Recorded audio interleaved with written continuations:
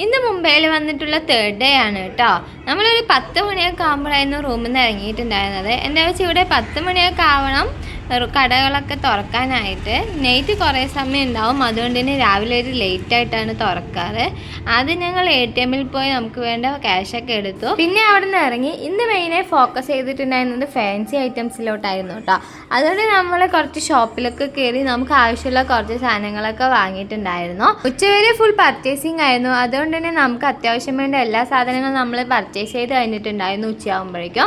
അതുകൊണ്ട് തന്നെ ഉച്ചയ്ക്ക് ശേഷം നമ്മൾ പുറത്തോട്ട് കറങ്ങാൻ പോകാമെന്ന് തീരുമാനിച്ചിട്ടുണ്ടായിരുന്നു. പിന്നെ ഇവിടെ എവിടെ തിരിഞ്ഞാലും ഒരുപാട് ഷോപ്പുകളാണ് കേട്ടോ. ഹോൾസെയിലായിട്ടും റീറ്റെയിലായിട്ടും അങ്ങനെ ഒരുപാട് ഷോപ്പുകൾ ഇവിടെ ഉണ്ട്. ഇന്ന് ഉച്ചവരെ ഫുൾ പർച്ചേസിങ് ആയതുകൊണ്ട് ഫുഡൊന്നും കഴിക്കാൻ പറ്റിയില്ല. അതുകൊണ്ട് നല്ല വിശപ്പായിരുന്നു. ഉച്ചയായപ്പോൾ ഒരു ഹോട്ടലിൽ കയറിയിട്ട് ഫുഡൊക്കെ ഓർഡർ ചെയ്ത് കഴിച്ച്. ഇവിടെ ചിക്കനും മട്ടനും ഏകദേശം സെയിം റേറ്റ് ആയിരുന്നു. ഞങ്ങൾ കഴിച്ചിട്ടുണ്ടായിരുന്നത് മട്ടൻ അഫ്ഗാനിയും റൊട്ടിയായിരുന്നു. നല്ല അടിപൊളി ടേസ്റ്റ് ആയിരുന്നു.